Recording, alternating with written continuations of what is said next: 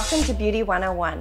I'm Adriana Ermter, Beauty Director for Fashion Magazine, and today we're going to show you how to achieve two really quick braids. The first being the baby braided bang, which Stacey Staley of Blonde Hair Salon in Toronto is going to show us on the lovely Janelle from Ford. To do the baby braided bang, what do we need? Hairspray, a tail comb, a few bobby pins as well. A little bit of spray, do a little bit of a two-soled wave, which we've already done here on Janelle. And if you didn't want to actually do a wave, could you just spray the hairspray all over your hair so you've got some grip and hold there? Absolutely. The grip and hold is really important. Otherwise, it's just going to be slip sliding around. With Janelle, we're lucky because her natural part is over to the side. Okay. If your natural part wasn't over to the side, you would want to pick a side that you feel comfortable with, because it does look better if you're working with an extreme side part. When you're deciding on exactly how thick the width of your braid should be, how far back you go from your hairline will determine the width. And you could determine it based on how much hair you have too, because if you're a thinner haired girl,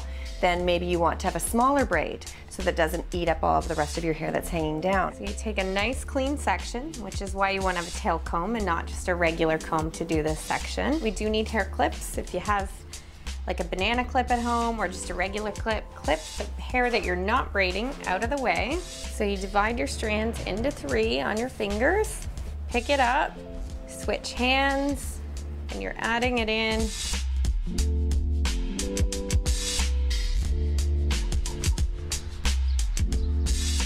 The bobby pins, if you look at them, they have a little opening in them already. So if you just keep them shut, then their grip is better? Exactly. The grip will hold a lot better. So you're finished your braid and you feel like it's a little bit too flat on the top.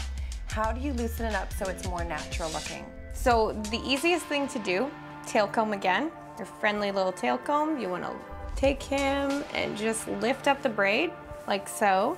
Okay. And you're going to spray and lift again. Oh, that's nice.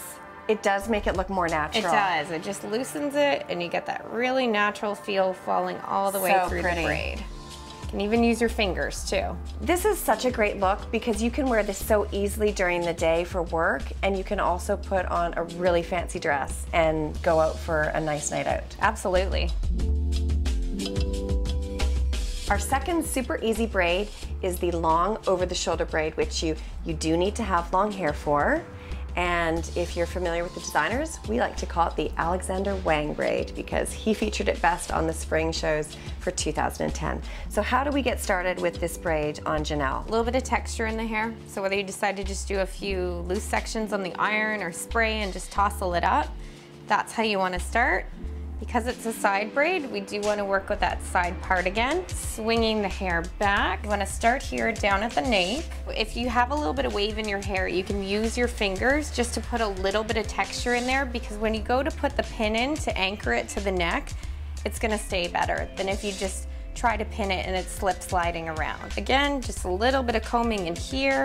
If your hair is really fine, you may want to take your tail comb just to do a little bit of back brushing. Put your bobby pin in to secure your base of your braid. Okay. See how easily that stays? Yes. She's got a lot of hair, but because we just did that little bit of cushioning, I actually wouldn't have thought that this amount of hair could be held so easily with just a bobby pin. just a couple of pins. Yeah. Here is where you want to decide and determine what pieces you want to leave out.